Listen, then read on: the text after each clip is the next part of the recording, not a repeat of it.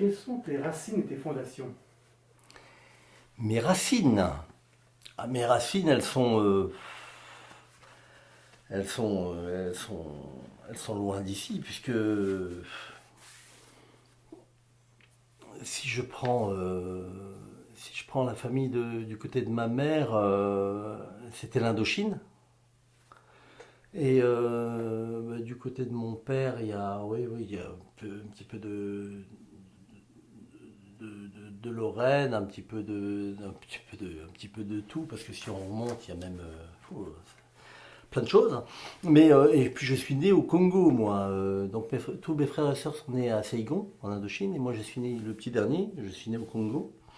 Donc mes racines, elles sont oui, profondément africaines quand même, parce que j'ai passé 16 ans, pratiquement 16 ans, au Congo. Et la première fois que j'ai vu la France, c'est la première fois que je venais en vacances en France, je devais avoir, je sais pas, 12-13 ans.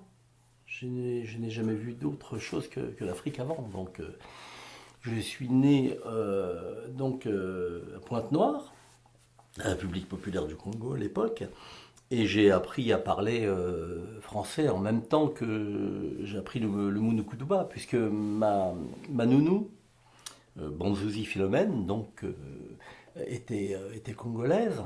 Elle avait à peine 14-15 ans quand elle s'est occupée de moi. Et, et elle a appris, elle, le français dans mes cahiers, et pendant elle me chantait des chansons de Kutuba et elle m'apprenait sa langue. Donc mes racines, oui, sont profondément africaines quand même. Et qu'est-ce que tu as appris de tes parents? Qu'est-ce qu'ils m'ont appris? Ah, ça c'est des choses tellement inconscientes, je crois qu'ils m'ont appris. Déjà, j'ai eu beaucoup de chance, c'est de naître là-bas en Afrique et que nous habitions dans une assez grande maison et c'était un véritable zoo parce qu'on avait toutes sortes d'animaux. On avait à peu près en moyenne à peu près 25 chiens. C'est en moyenne parce qu'il y en a beaucoup qui naissaient, beaucoup qui mouraient. On avait les chats, on ne pouvait pas les compter parce qu'ils vivaient à moitié sur les toits autour et puis dehors et ils venaient juste pour manger. On avait des antilopes, on a eu des moutons, des pigeons, bien sûr, des choses comme ça, mais on avait des serpents aussi. Ma mère élevait des pitons. Elle avait une couleuvre aussi, elle avait des pitons dont le plus grand faisait 4 mètres de long. Elle se promenait avec autour du cou, etc. Alors, elle adorait ça, elle adorait les animaux. On avait des vivariums, des aquariums que ma mère construisait elle-même, avec toutes sortes de poissons. On avait des volières avec des oiseaux de toutes les couleurs, de toutes sortes. On a eu jusqu'à un crocodile et un gorille, c'était le plus grand. Mais on avait des singes, des museaux bleus, on avait des hamsters, des caméléons, des porcs-épics, je ne sais pas ce qu'on n'avait pas eu.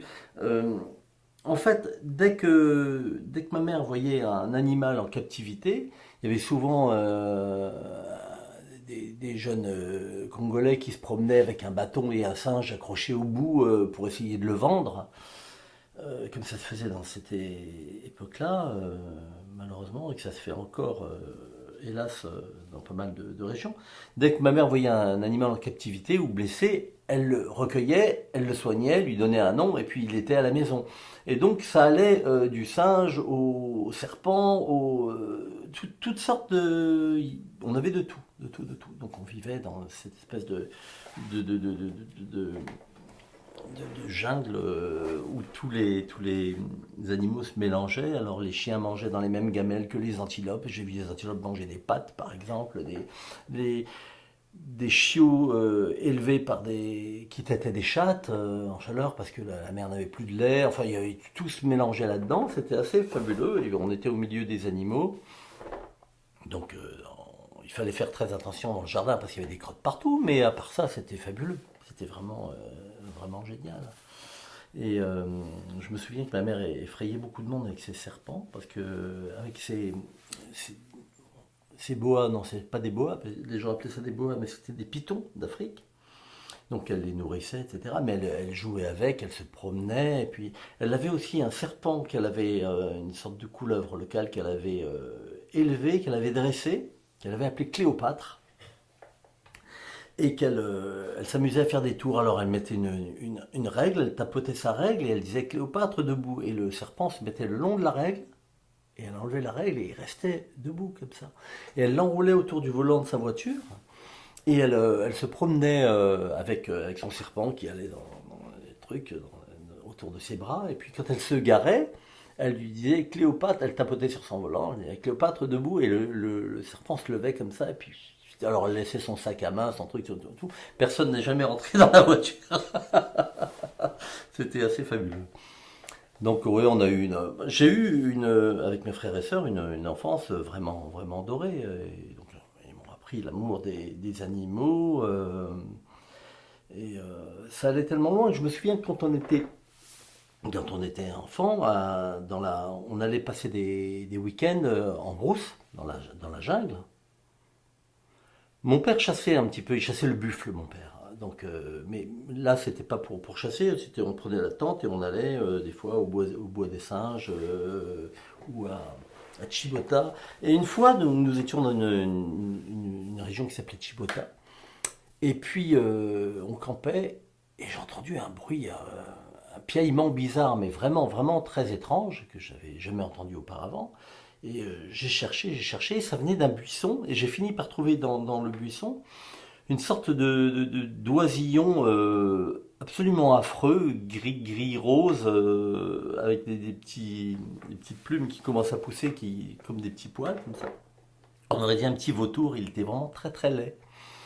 Et il était tombé du nid, vraisemblablement, il était au milieu de ce feuillage un peu comme des ronces. Donc je l'ai ramassé. Et je l'ai amené à ma mère, parce que ma mère, on pouvait lui amener n'importe quoi, elle trouvait toujours ce qu'il fallait lui donner pour le booster, etc. Donc elle a pris le petit oisillon, et puis elle a fait comme avec les autres oiseaux qu'elle élevait. Elle a pris de l'œuf dur, je crois qu'elle mettait dans une seringue avec du lait, et puis elle le bourrait comme ça, elle lui ouvrait le bec, et puis et l'oiseau a grandi. C'est devenu un truc absolument fabuleux. Un oiseau à peu près grand comme ça, qui était bleu turquoise, avec de toutes les couleurs. Il avait des grandes plumes, il avait une houppette comme ça. Et c'était un oiseau qu'on n'avait jamais vu nulle part, que ma mère s'était empressée d'appeler Chibota, bien sûr, parce que je l'avais trouvé là-bas. Et je me souviens que quand j'étais petit, les gens, les savants de l'Orstom venaient à la maison pour voir Chibota, parce que c'était un oiseau qui avait un nom comme ça, à rallonge latin, et qui avait disparu depuis l'ère secondaire, je crois. Complètement disparu. Et donc il n'y avait plus aucune trace de cet oiseau. Et il venait l'observer à la maison, etc. Et ma mère restait à côté, et elle leur disait, vous l'observez, mais de loin, vous l'embêtez pas, vous lui faites pas mal, etc. Donc il prenait des empreintes de ses pattes, il mesurait ses trucs, etc. Enfin, une fois, je me souviens qu'il lui a donné des plumes qui étaient tombées, mais elle refusait qu'il lui arrache des plumes. Elle leur a passé des plumes bleues, superbes, de Chibota. Et il venait régulièrement pour mesurer cet oiseau, et puis... ils espéraient pouvoir trouver une femelle ou un mâle, je ne sais plus ce que c'était enfin un couple pour faire perdurer la race, mais je crois qu'ils n'ont jamais réussi à trouver un autre Chibota. Voilà, donc des souvenirs comme ça, j'en ai à l'appel, c'était c'était rigolo. Donc ils m'ont appris ça, l'amour des animaux, l'amour de la nature aussi, et puis de vivre ensemble aussi, parce qu'on était une grande famille, il y a eu beaucoup de monde qui passait dans cette maison, et puis voilà, chez moi c'est un peu pareil, c'est une maison un petit peu ouverte tout le temps aux amis, toujours un endroit pour faire dormir les copains, et puis une place ou deux à ma table, toujours. Et quel enfant tu étais? J'étais un enfant assez, je vais dire assez, comment on va dire, un peu, pas turbulent, mais on était beaucoup dehors, on était tout le temps à l'aventure, quoi. À l'école, je travaillais plutôt pas mal, mais avec facilité. Je me forçais pas. J'étais, par contre, pas doué du tout en mathématiques, mais tout ce qui était langue, etc., ça se passait bien. Et on était tout le temps dehors avec les copains. On était avec les copains français et congolais, donc on se baladait un peu dans la nature. Alors on partait avec on se confectionnait des lance-pierres avec des vieilles chambres à air de Caterpillar et puis qu'on montait avec du cuir qu'on récupérait sur des vieilles chaussures, etc. On faisait du tir, on, ouais, on rigolait beaucoup. J'étais un enfant plutôt joyeux. J'ai que des bons souvenirs. C'est un pays où on rigolait. Il y avait une insouciance. Je crois que c'est l'époque aussi qui veut ça. Une insouciance incroyable. Et les Congolais sont des gens qui prennent tout à la rigolade. Tout. Un peu trop même des fois, parce que si par exemple, je me souviens qu'il y avait des fois un infirme par exemple qui passait, il se moquait. Euh, Quelqu'un qui était gros, il se moquait. Il n'y avait aucune retenue, mais tout partait en dérision. Mais c'était une façon de vivre et personne s'en offensait. Le fait de Tout était prétexte à une moquerie. Le fait d'être blanc, par exemple, bah, il y a des noirs qui se moquaient des blancs. Le fait d'être métis, etc., c'était pire. Il y avait toujours quelque chose, chaque différence était faite pour être tournée en raillerie, en moquerie. Mais c'était jamais très méchant, mais c'était très insidieux. Ça n'arrêtait pas. Il y avait des petites chansonnettes pour tout, aussi bien pour les nains que pour les boiteux, que pour les voilà. Donc on était là-dedans, dans la rigolade constante et on ne prenait rien de sérieux. Voilà, je pense que c'était un peu une enfance dorée, une enfance complètement hors du temps quand même. Et à l'époque, qu'est-ce que tu rêvais de faire comme métier? Ben, je rêvais de faire de la BD, moi, toujours. J'ai toujours eu envie de faire ça depuis l'âge de 4 ans, hein. Et donc, d'ailleurs, ce qui est rigolo, c'est que mes parents ne m'ont jamais dissuadé. Et jamais dit, mais pense à autre chose, et si tu réussis pas, tu feras autre chose, etc. Ils m'ont toujours laissé dedans, dans mes rêves, à tel point que quand je suis arrivé en France, donc il y a 15 ans et demi, j'ai continué à aller au lycée, un petit peu, et je suis allé tout de suite voir des éditeurs, et j'ai commencé directement à travailler à 15 ans et demi, quoi, sans avoir jamais douté de... Voilà, je pense que mes parents ont eu cette intelligence-là de me laisser dans mon truc, quoi. Si je m'étais planté, ben, j'aurais fait autre chose. Mais en tout cas, ils m'ont pas dégoûté. C'était déjà bien. Quels étaient tes rapports avec ta fratrie? Ben, ma fratrie, c'était sympa parce on était. Alors, il y avait trois frères et sœurs qui se suivaient à un an et demi près. Donc, Marlène, Ralph et moi. Et puis, il y avait une grande sœur qui avait 13 ans de plus, hein, qui a 13 ans de plus, Pascal, qui vit aujourd'hui à Chamonix. Et il y avait Antoine qui était beaucoup plus âgé que nous aussi.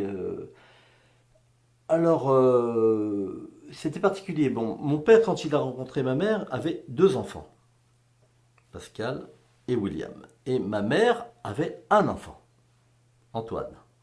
Puis, elle vivait elle a quitté le père d'Antoine pour se mettre avec mon père et ils en ont refait trois. Donc il y aurait eu six enfants. Il y en a un que je n'ai jamais connu parce qu'il était resté chez ses grands-parents maternels, William, et il est mort à 17 ans, je crois, d'un accident de moto, mais je ne l'ai jamais connu. Donc après, il restait le fils de ma mère la fille de mon père et les trois petits derniers. Donc les trois petits derniers, on se suivait, donc on s'entendait très très bien. Avec ma grande sœur Pascal, vraiment le pied parce elle s'occupait de nous comme une seconde maman. Parce que mon père était dentiste. Mon père était dentiste, chirurgien dentiste et prothésiste. Donc il faisait lui-même ses prothèses, il faisait des prothèses dentaires et il faisait des prothèses oculaires aussi. Il faisait des faux yeux. Et c'est lui notamment qui avait inventé le procédé pour que la prothèse oculaire bouge avec l'autre œil. en fait. Il avait inventé ça au Vietnam, à l'époque, en tirant, quand les nerfs optiques étaient encore vivants, avec un système de billes à l'intérieur. Enfin bref, c'était une autre histoire. Et donc avec ma grande sœur, Pascal, ça se passait très bien parce elle était un petit peu notre petite mère à tous. Parce que ma mère, elle, pendant que mon père travaillait, elle faisait beaucoup de choses. Elle peignait, elle faisait des inclusions sous plastique, elle faisait des championnats de ping-pong, elle était tout le temps à droite, à gauche, à fond la caisse. Et c'est surtout ma grande sœur qui s'occupait de nous. Et j'ai souvenir, on jouait beaucoup ensemble. On jouait beaucoup ensemble, on faisait plein de choses à quatre, quoi, avec ma grande sœur mes frères et sœurs. Le grand frère, lui, le fils de ma mère, était beaucoup plus absent. Il était à un âge où il allait avec ses copains, il avait sa moto, il était pas du tout dans notre monde d'enfant. Ma grande sœur, elle, bien plus vieille que lui, était vraiment restée dans le monde des enfants et elle jouait avec nous, elle construisait des circuits avec nous. On a fait comme on aimait bien, moi je dessinais beaucoup, on avait fait un journal aussi de bande dessinée où mes frères et sœurs dessinaient un petit peu aussi pour m'aider à construire le journal. Elle faisait le lettrage, elle faisait tout ça avec nous. On a toujours été vraiment très très soudés. Très très soudés, oui, on est une belle fratrie. Je crois on s'est bien amusé. On jouait tout le temps au cow-boy ensemble. On allait au cinoche, à la plage, etc. On était tout le temps. Quand on a un an d'écart, je vois ça avec mes enfants. Ils sont tout le temps ensemble aussi, quoi. C'est bien, sans histoire. Non, je me souviens d'une fois, on était en brousse avec ma famille. Et puis on est parti avec mon frère et on est tombé sur un arbre à fruits de gorille. Alors les fruits de gorille, c'était un fruit absolument délicieux que je n'ai jamais retrouvé depuis. C'était un drôle de fruit, c'était des grosses grappes, grosses comme ça, à peu près, de fruits gros comme des gros raisins, comme ça, mais un petit peu allongés comme des amandes, et rouge turc, rouge profond, et comme en velours. Et à l'intérieur, il y avait un fruit très charnu et un noyau. On l'appelait le raisin de brousse aussi. C'était donc le fruit de gorille. C'était un fruit très, très difficile à trouver parce qu'il se trouvait qu'en forêt. Et c'est le fruit préféré des gorilles. Donc c'est un peu chasse-gardée. On avait trouvé cet arbre avec des grappes superbes, vraiment mûres. Et alors c'est très curieux parce que ce sont des grosses grappes, comme je disais, mais elles ne poussent pas dans des buissons comme les raisins. Elles ne poussent pas dans un arbre non plus, parce que l'arbre est énorme, et elles poussent contre le tronc. C'est comme des excroissances, c'est sur le tronc que ça pousse. Donc c'est vraiment très très bizarre. J'ai jamais vu un fruit pareil. Et donc on s'est jeté vers cet arbre et on a mangé des fruits de gorille à gogo, plein de fruits de gorille. Et mon frère me disait, il faut faire vite parce qu'il ne faut pas être surpris par les gorilles, parce que sinon, ils nous massacrent. Parce que ça, c'est vraiment sacré chez les gorilles. Et puis, on était tellement contents d'en avoir mangé plein. Et puis on est parti de là. Et le lendemain, je crois qu'on a vu passer des gorilles de loin, de très loin, dans cette région-là. Et quand on est retourné, 2, 3 jours plus tard, eh ben, il n'y avait plus de fruits et tout avait été, on voyait tout qui avait été mâchouillé par terre et puis mon frère me dit mais tu te rends compte si on était tombé sur les gorilles, ils nous massacraient, etc. Et ça c'était comme j'étais encore assez petit, ça m'avait marqué. C'est pas un des souvenirs les plus marquants, mais voilà, c'est celui qui me revient aujourd'hui.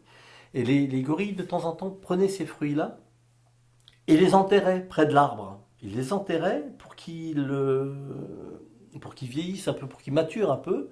Et après, ils les redéterraient quand qu'ils avaient dû virer en vin, quoi. Et ils se bourraient la gueule avec. En fait, ils les prenaient. Et certaines antilopes faisaient pareil aussi. Et après, elles partaient vraiment ivres. C'est curieux de voir que les animaux s'alcoolisent comme ça avec des. Mais bon, c'est. Voilà, c'était un des souvenirs, mais j'en ai plein. Il faudrait que ça me revienne.